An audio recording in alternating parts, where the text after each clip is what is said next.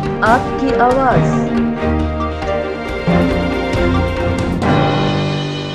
नमस्कार, आप देख रहे हैं कंचन टीवी। आपके साथ मैं हूं गौरव राजपूत, लेकर हाजिर हूं हरियाणा की वो 10 बड़ी खबरें जो आपके लिए जानना बेहद जरूरी है।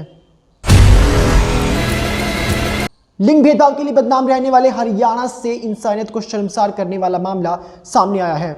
यहां किसी ने एक दिन की बच्ची को थैले में डालकर सड़क किनारे फेंक दिया। गनीमत रही कि एक किसान की नजर उस बच्ची पर पड़ गई और समय रहते उसे इलाज मिल पाया। फिलहाल बच्ची नागरिक अस्पताल में दाखिल है और उसकी हालत ठीक बताई जा रही है। हरियाणा में गेहूं कटाई की वजह से बिजली की बाधित सप्लाई को दोबारा से 24 घंटे कर दिया जाएगा। दरअसल प्रदेश के ग्रामीण इलाकों में गेहूं कटाई के समय पर शॉर्ट सर्किट से लगने वाली आग से बचने के लिए सुबह 9 बजे से शाम 6 बजे तक ग्रामीण इलाकों में बिजली की सप्लाई को रोक कर रखा गया था। इसे अब आने वाले सोमवार से दोबारा 24 घंटे कर दिया जाएगा।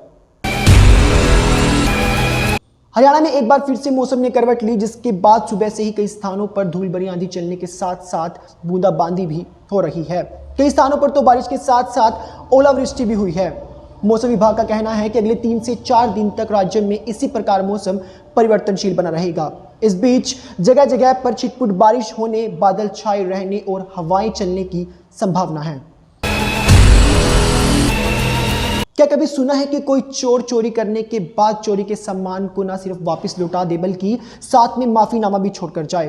कल हरियाणा के जिनसे चोरी हुई 1710 कोविड डोज को न सिर्फ चोर थाने के सामने रखे एक चाय की दुकान पर वापस रख गया बल्कि साथ में एक माफीनामा भी छोड़कर गया। इसमें लिखा था कि सॉरी, माफ करना, मुझे पता नहीं था कि यह कोरोना की दवाई है। आपको बता दें कि इस चोर ने स्टोर में रखे 50,000 रुपए के कैश को हाथ तक नहीं लगाया था। वैक्सीन चोरी के बाद अब हरियाणा से ऑक्सीजन चोरी का मामला भी सामने आया है। पानीपत की रिफाइनरी से सिरसा के लिए निकले एक मेडिकल ग्रेड ऑक्सीजन टैंकर रास्ते में ही लापता हो गया। आपको बता दें कि इस टैंकर में कोई भी जीपीएस सिस्टम नहीं लगा हुआ था, जिसकी वजह से इसे लोकेट कर पाना भी बेहद मुश्किल हो रहा है। इस मामले को लेकर पानीपत पुलिस ने केस दर्ज कर लिया है और टैंकर की तलाश शुरू कर दी है। जो चालक टैंकर लेकर निकला था उसका मोबाइल नंबर भी स्विच ऑफ आ रहा है। पंजाब एंड हरियाणा हाईकोर्ट ने हरियाणा सरकार से पूछा है कि क्या आपात स्थिति से निपटने के लिए अलग अलग जिलों के बीच तालमेल के लिए कोई नोडल एजेंसी है भी या नहीं। इसी के साथ हाईकोर्ट ने सरकार द्वारा जारी किए गए टोल फ्री नंबर 1045 की फंक्शनैलिटी को लेकर भी प्रश्न पूछा है। कोरोना के बढ़ते मामलों को देखते हुए हाईकोर्ट ने खट्टर सरकार से इन प्रश्नों के जवाब दायर करने के निर्देश दिए हैं। हरियाणा की बेटी पर्वतारोही अनिता कुंडू ने अपने नाम एक और उपलब्धि कर ली है। अनिता कुंडू ने नेपाल की सबसे खतरनाक चोटी लोबूचे को फतह कर लिया है। इस पहाड़ की ऊंचाई 6119 मीटर है। इस पहाड़ की चोटी पर पहुंचने के लिए अनिता ने लगातार 24 घंटे चढ़ाई की। आपको जानकर गर्व होगा कि इससे पहले भी अनिता कई और पहाड़ों को फतह कर चुकी है। रोहतक में बढ़ते क्राइम ग्राफ को कम करने के लिए अब पुलिस नए प्लान पर काम कर रही है। किसी भी वारदात की सूचना पुलिस तक टाइम से पहुंच जाए, इसके लिए पुलिस अब 100 नंबर के साथ साथ 112 नंबर की भी शुरुआत करने जा रही है। 112 के तहत पुलिस को 30 गाड़ियां अलग से दी जाएंगी। पुलिस का दावा है कि 112 नंबर पर वारदात की सूचना मिलने के बाद पुलिस 15 मिनट के अंदर अंदर वारदात स्थल पर पहुंच जाएगी। हरियाणा के जिंद में जहरीली लस्सी पीने से 2 लोगों की मौत हो गई तो वहीं 8 लोग बीमार हो गए हैं।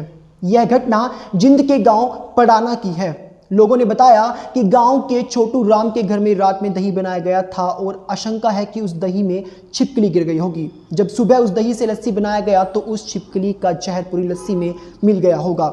इस कातिल लस्सी को पीने के बाद गांव के 50 वर्षीय रोहतास और 60 वर्षीय जैना की मौत हो गई।